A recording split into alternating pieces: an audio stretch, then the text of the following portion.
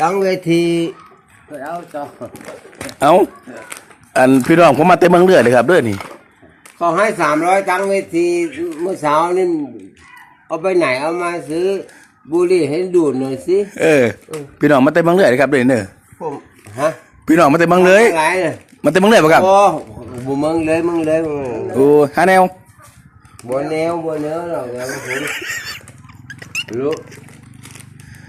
เว้ยพี่น้องผมมาจากเมืองเลยเด้อนี่เพิ่นมาจากเมืองเลยเพิ่นมาสอยงานขึ้นบ้านใหม่ของน้องเอ้ยฮาแนวมื้อนี้กินแล้วกับเมื่อบ่ได้มื้อนี้ฮาแนวก็เลยมาเฮือนบ้านคำแสนเลยครับเด้อโอ้ยพี่น้องผมมาจากเมืองเลยมีหลายรูปแบบคักเนาะเมืองเลยก็มีเขมรก็มีสวยก็มีเด้อนี่ฮาแนว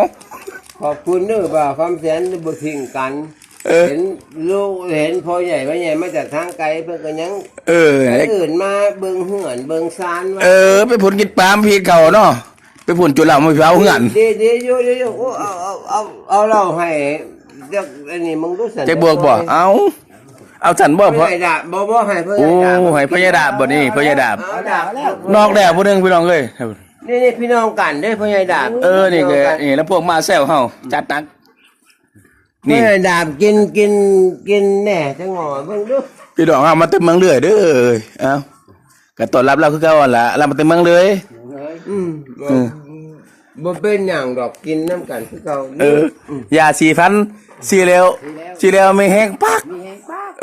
สีได้สีดีสีไม่แห้งปากเพิ่นว่าโฆษณายา4,000แม่4,000อีหยังเอายา4,000สีได้สีดีสีแล้วไม่แห้งปากอันน่ะคนเมืองเลยแม่โอ้